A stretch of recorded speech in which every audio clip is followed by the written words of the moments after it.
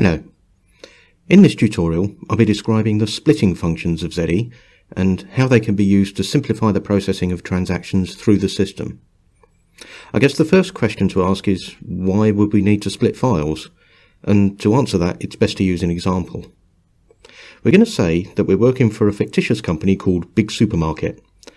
It's got a number of stores and warehouses around the country, and it uses EDI to deliver purchase orders to its suppliers.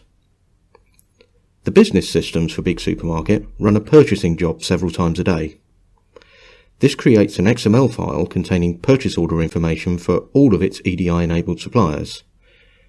That file is then uploaded to ZEDI for processing. It looks like this.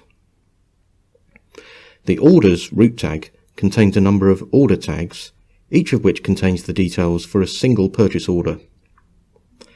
Each order has a supplier ID tag that identifies the supplier who will receive that order. The challenge here is that one file can contain orders for several different suppliers, and each supplier has different needs in terms of order formats they can accept. Some get EDI orders, some get spreadsheets, one of them even gets an SQL script containing the commands that will add order information directly into their SQL database. If we were to attempt to map this in its current format, the mapping involved would be enormously complex. It would need to handle every possible format that each supplier may need, so the mapping would be very tricky to develop and risky to maintain. It'd be far better if we could split the file into a number of parts, each of which containing the orders for just a single supplier. That would then allow us to have individual mappings designed to produce orders formatted for one specific class of supplier.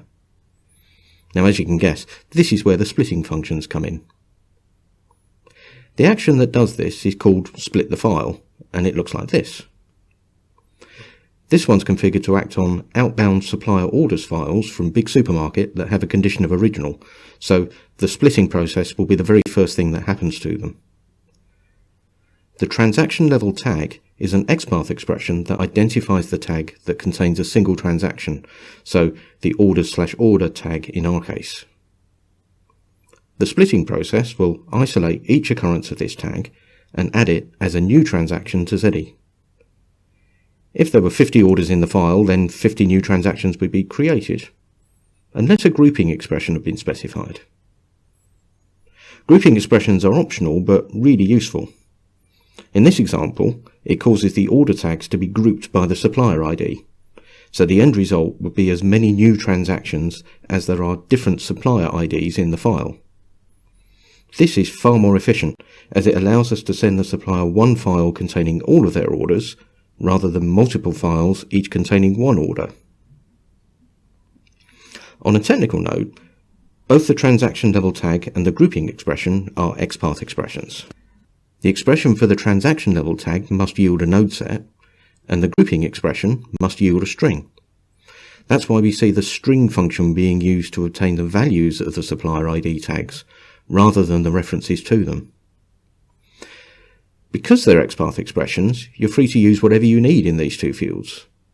If you wanted to, you could use this expression in the transaction level tag to ignore the orders for delivery ID 14. Similarly, the grouping expression could be something like this, if you needed to group by a combination of two or more tags. At the end of the process, each new transaction will be added with a condition of split. The next thing you're likely to want to do with it is reassign those transactions to the appropriate trading partner. That can be done using a metadata extract, and that's the subject of another tutorial.